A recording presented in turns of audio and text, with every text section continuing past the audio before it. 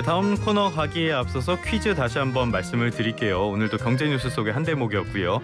한국 프랜차이즈 산업협회에 소속 가맹 본사들이 수수료를 높인 주요 배달앱들을 이 법 위반 혐의로 공정거래위원회에 신고하기로 했다는 내용이었습니다. 1번은 공정거래법, 2번은 감정조절법입니다. 우물정의 0945로 문자 정답 많이 보내주시기 바라겠습니다. 자, 다음 시간으로 가보죠. 가장 맛있고 값싼 제철 식품은 어떤 건지 한 주간의 생생한 물가 정보를 살펴보는 시간입니다. 장바구니 생생물가죠. 오늘은 한국농수산식품유통공사의 정지희 과장님과 함께하겠습니다. 과장님 안녕하세요. 네, 안녕하세요. 날씨가 조금 선선해지다 싶었는데 오늘은 또 더워지는 그런 날씨입니다. 추석 연휴도 곧 시작이 되는데 장바구니 물가 상황, 추석과 관련해서는 어떻습니까? 네, 안녕하세요. 오늘도 추석이 성큼 다가왔습니다. 간소화되었다고는 해도 추석 안 준비하시기는 조금 어려울 텐데요.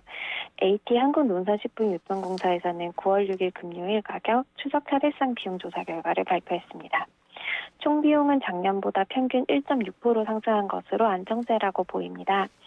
지난 8월 통계청 소비자 물가 농축수산물 분야 상승률이 전년 동월 2%대임을 보면 안정세가 반영되었다고 볼 수 있겠습니다.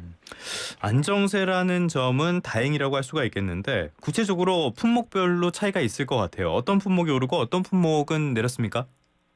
네, 먼저 내린 품목군부터 말씀을 드리자면 과일류 가격 하락이 인상적이었습니다. 올해 추석을 앞두고 진행했던 추석 선물 세트 구매 의향 조사를 보면 사과 25%, 소고기 16%, 사과배 혼합과일 13% 정도로 신선 과일, 특히 사과 단품에 대한 선호도가 올해 굉장히 높았는데요.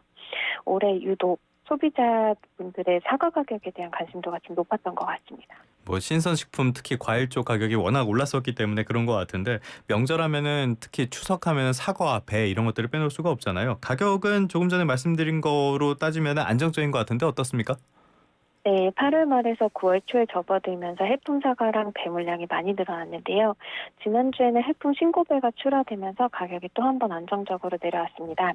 올해 추석은 9월 중순에 있는 이른 추석으로 9월 말에 추석이 있던 작년보다는 과일 출하가 이르게 진행이 되었습니다. 그럼에도 불구하고 작년 추석 보름 전인 가격보다 올해 추석 열흘 전 가격은 사과는 13%, 배는 10%가량 저렴합니다.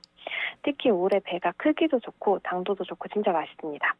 지금에만 맛볼 수 있는 신하나 창조 품종 배는 특히 당도랑 식감이 좋은데요. 특히 권해드립니다. 올해 추석 사과배 과일 가격은 작년보다 확실하게 저렴합니다.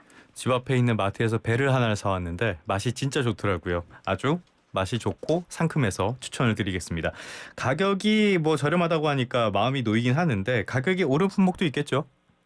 네, 올해 추석이 아무래도 작년보다 여름이랑 붙어있는 편이고요. 그리고 무더위가 처서가 지나도 이어질 만큼 무더운 여름 직후에 온 추석입니다. 그러다 보니 아무래도 더위의 영향을 많이 받는 무배추, 시금치 등의 채소류 가격이 작년보다 오름세였습니다. 알겠습니다. 예.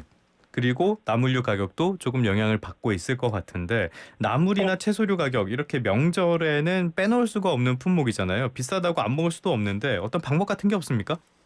네, 안 그래도 자문을 받았던 한국전통음식연구소와 관련 건으로 이야기를 나눈 적이 있었습니다. 삼색나물을 준비하는 것은 색으로 음양의 조화를 맞추는 의미도 물론 있지만 뿌리, 줄기, 잎으로 구성하면서 조상과 후대 자손을 이어주는 의미가 있다고 합니다. 이런 의미를 되새겨볼 때 꼭 정형화된 시금치, 고사리, 무나 도라지로 삼색나물을 준비하실 필요는 없다고 합니다. 취나물, 비름나물, 참나물, 숙주, 콩나물, 부추 등 그때그때 상황에 맞춰서 조금 품목을 조정하시면서 준비하시는 것도 현명한 소비가 될 것 같습니다. 알겠습니다. 이런 부분들은 상당히 좀 도움이 될 만한 어떤 바뀌는 것들 좀 참고해 볼 만하다 싶은데 또 추석장을 볼 때 도움이 될 만한 구매 어떤 팁 같은 것들 이런 건 없습니까? 네, 올해 조사 결과 대형마트보다 전통시장에서 구입하는 경우 10% 저렴하다고 나왔는데요.